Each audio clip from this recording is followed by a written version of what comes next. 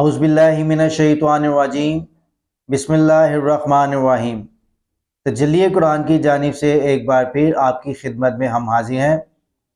دوستو، آج ہم بات کریں گے ذکر کے متعلق، لیکن موضوع سے پہلے آپ سے گزارش ہے کہ جن لوگوں نے ہمارے چینل کو سبسکرائب نہیں کیا وہ ہمارے چینل کو ضرور سبسکرائب کر لیں اور بیل آئیکن کے بٹن کو دبا دیں تاکہ ہر نئی ویڈیو آپ تک پہنچ سکے۔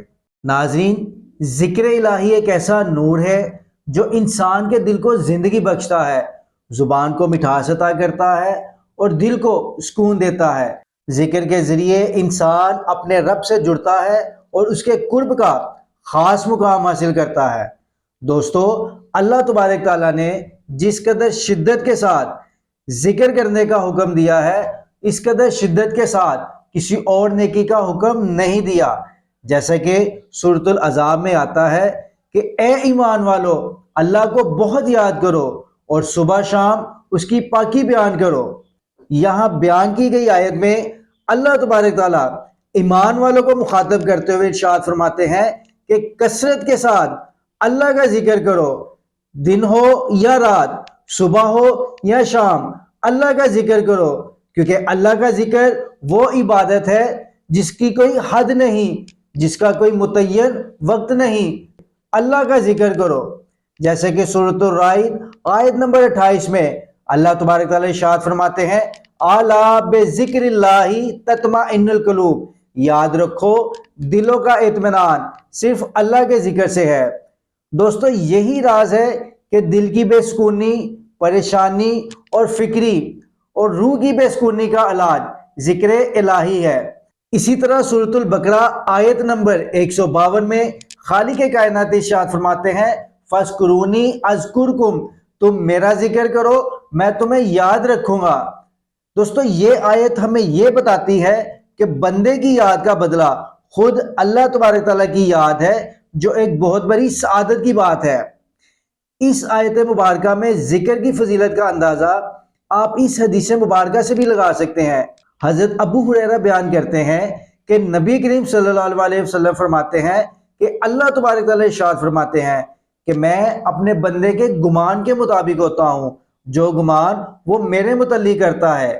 جب وہ مجھے یاد کرتا ہے تو میں اس کے ساتھ ہوتا ہوں، جب وہ مجھے دل میں یاد کرتا ہے تو میں اسے دل میں یاد کرتا ہوں، اور جب وہ میرا ذکر کسی مجلس میں کرتا ہے تو میں اس کا ذکر ایک جماعت میں کرتا ہوں جو انسانی مجلس سے بہت بہتر ہے، اور اگر وہ ایک باشت میرے قریب آتا ہے تو میں ایک ہاتھ اس کے قریب آتا ہوں، اور اگر وہ ایک ہاتھ میرے قریب آتا ہے تو میں دونوں بازو پھیلائے اس کے قریب آتا ہوں، جب وہ میری طرف چل کر آتا ہے تو میں دوڑ کر اس کی طرف آتا ہوں۔ اسی طرح ایک اور حدیث مبارکہ میں حضرت ابو درداء رضی اللہ تعالیٰ عنہ فرماتے ہیں کہ نبی کریم صلی اللہ علیہ وسلم نے ارشاد فرمایا کہ کیا میں تمہیں وہ عمل نہ بتاؤں جو تمہارے اعمال میں سب سے زیادہ بہتر اور تمہارے رب کے ہاں سب سے زیادہ مقبول اور تمہارے درجات میں سب سے زیادہ بلند، اور اس سے بھی بہتر جو تم سونا چاندی خیرات کرتے ہو، اور اس سے کہیں زیادہ بہتر کہ تم اپنے دشمنوں سے ملو اور تم ان کی گردنیں اڑا دو اور وہ تمہاری گردنیں اڑا دے۔ تو اس پر صحابہ کرام نے عرض کیا کیوں نہیں اے اللہ کے رسول؟ تو آپ نے فرمایا وہ عمل اللہ کا ذکر ہے۔ اسی طرح ایک اور حدیث میں حضرت ابو موسیٰ اشعری رضی اللہ تعالیٰ عنہ بیان کرتے ہیں کہ نبی کریم صلی اللہ علیہ وسلم نے ارشاد فرمایا کہ ذکر کرنے والا اور ذکر نہ کرنے والا ان کی مثال زندہ اور مردہ کی سی ہے، یعنی ذکر کرنے والا زندہ اور ذکر نہ کرنے والا مردہ ہے۔ ناظرین، ذکر غفلت کا توڑ ہے، جو ذکر چھوڑ دیتا ہے وہ غافل ہو جاتا ہے، اور غفلت شیطان کے قریب کر دیتی ہے۔ ذکر انسان کے دل کو نہ صرف سکون دیتا ہے بلکہ اس کی روح کو بھی سکون دیتا ہے۔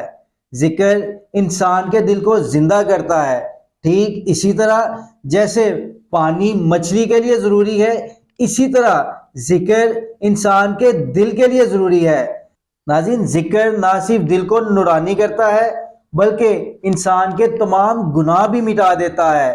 ذکر کے ذریعے انسان اپنے رب سے جڑتا ہے اور اللہ تبارک تعالیٰ اپنے محبوب ترین بندوں میں اس کا ذکر کرتا ہے، جیسا کہ حدیث پاک میں آتا ہے کہ جب کچھ لوگ اللہ کا ذکر کرتے ہیں تو فرشتے ان کو گھیر لیتے ہیں، رحمت خداوندی ان پر نازل ہوتی ہے، سکونیت اترتی ہے، اور اللہ تبارک تعالیٰ ان کا ذکر اپنے محبوب ترین بندوں میں کرتا ہے۔ اسی طرح نبی کریم صلی اللہ علیہ وسلم نے مزید ارشاد فرماتے ہوئے فرمایا کہ تمہاری زبان ہمیشہ اللہ کے ذکر سے تر رہنی چاہیے۔ دوستو، ذکر کی اقسام کی اگر بات کریں تو ذکر کی 3 اقسام ہے۔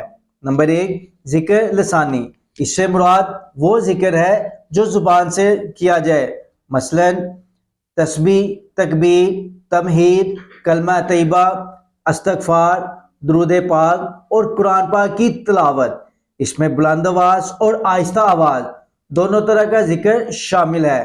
دوسرا ہے ذکر قلبی، اس سے مراد اللہ تبارک تعالیٰ کی قدرت، اس کی عظمت اور اس کی نعمتوں کے بارے میں دل میں غور و فکر کرنا اور اللہ کی نشانیوں میں تدبر کرنا اور اس کی محبت اور خوف کو دل میں بسانا شامل ہے، اور اس ذکر سے یہ ذکر دل ہی دل میں خاموشی سے کیا جاتا ہے۔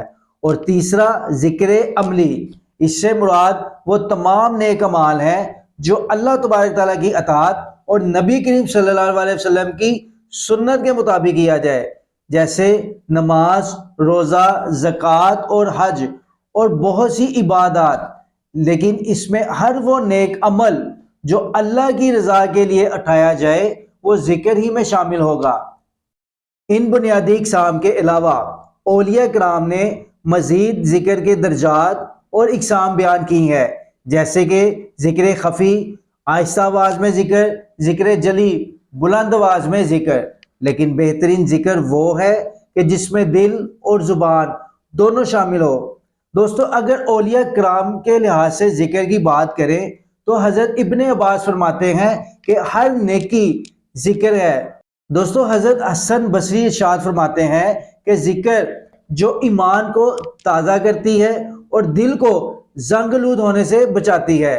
حضرت جنید بغدادی فرماتے ہیں کہ ذکر اللہ تعالیٰ کی محبت کی کنجی ہے۔